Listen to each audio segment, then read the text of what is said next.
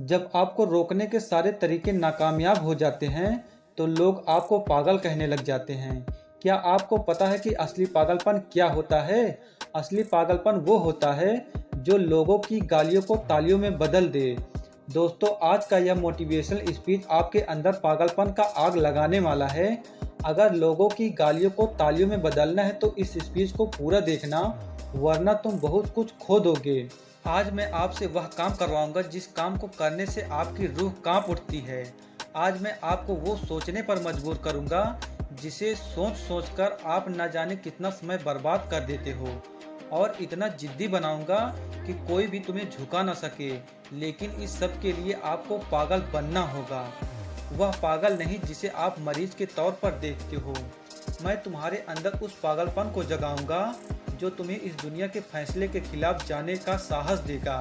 एक ऐसा पागलपन जिसमें न नींद की चिंता होती है, न सुख का लोभ होता है, न माया भटकती है और न ही किसी का साया साथ देता है। एक सिरफिरे मुसाफिर की तरह तुम्हें जिंदा दिल बनाना होगा, एक इतिहास रचना होगा।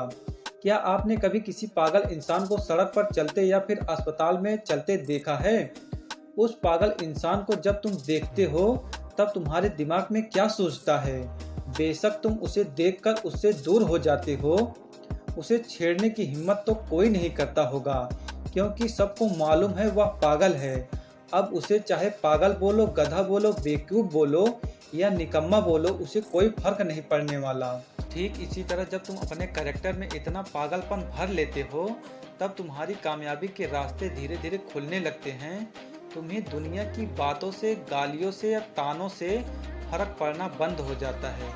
तुम्हारा कोई इस्तेमाल नहीं कर पाता और तुम्हें कोई धोखा नहीं दे पाता। तुम्हें अब सिर्फ तुम्हारी मंजिल और तुम्हारा रास्ता नज़र आता दिखाई देता है। जिस तरह एक पागल इंसान में दर्द को महसूस करने की बहुत कम क्षमता होती है, बिल्कुल न के बराबर, ठीक उसी तरह का पागलपन तुम्हारे अंदर होता है। तब तुम किसी भी चीज़ से नहीं डरते। फिर न तुम्हें रात भर जाग कर अपने काम को करने के लिए तकलीफ से कोई फर्क पड़ता है, न तुम्हें दिन से फर्क पड़ता है और न ही देर रात से। अगर फर्क पड़ता है तो सिर्फ अपनी धुन से जिसमें तुम खोए हुए रहते हो।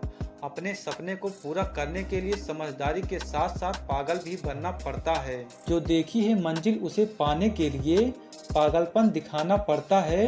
मैं पूछता हूँ, क्या ये पागलपन सिर्फ आशिक में दिखाना जायज है? क्या ये पागलपन नाजायज हकीकतों को दर्शाने के ही लायक हैं? क्या पागलपन बस अपनों से लड़ने और घटिया जिदों को पूरा करने के लिए ही बोला गया है? नहीं दोस्तों, बिल्कुल भी नहीं। जिंदगी में एक बात जरूर याद रखना, इंटेलिजेंट लोग जिनकी कहानियों से इंस्पायर होते हैं, असल में वो पागल लोग ही हैं जो इस कहानी के हीरो होते हैं। तभी तो 10वीं क्लास में फेल हुए सचिन तेंदुलकर की बायोग्राफी महाराष्ट्र के हिस्टोरिकल बुक का पहला चैप्टर है। शायद तेंदुलकर में वो पागलपन ही था जिसने उन्हें अपने देश के लिए 24 साल तक खेलने के लिए स्ट्रॉन्ग बनाया। ऐसे ही कलाम साहब में भी वो पागलपन था जिसने उन्हें एयरफोर्स से रिजेक्ट होने के बाद भी हताश, निराश और हार मानने नहीं दिया और एक महान साइंटिस्ट के पद पर पहुंचा दिया। अगर इन सभी में वो पागलपन, वो जिद नहीं होती और अगर इन्हें भी लोगों की बातों से फर्क पड़ना शुरू हो जाता तो आज यह शायद लाखों करोड़ों लोगों की इंस्पिरेशन नहीं होते। कौन कहता है कि नेचर और सिग्नेचर बदलता नहीं? बस एक चोट की ज़रूरत है। अगर उंगली पर लग जाए तो सिग्नेचर बदल जाता है और दिल पर लग जाए तो नेचर बदल जाता है। एक साल, सिर्फ और सिर्फ एक साल पागलपन को सौंप दो। खुद के किरदार को पागल बना लो। एक ऐसा पागल सिरफिरा जो एक नया इतिहास रचने को तैयार है। एक ऐसा पागल जवान जो अब सिर्फ अपनी कामयाबी के पीछे भागने को तैयार है। एक ऐसा पागल राही जिसे अब कोई फर्क नहीं पड़ेगा कि रास्ते में कितने कांटे हैं, कितने मुश्किलें हैं, कितने विरोधी हैं और कितने अवरोधी हैं।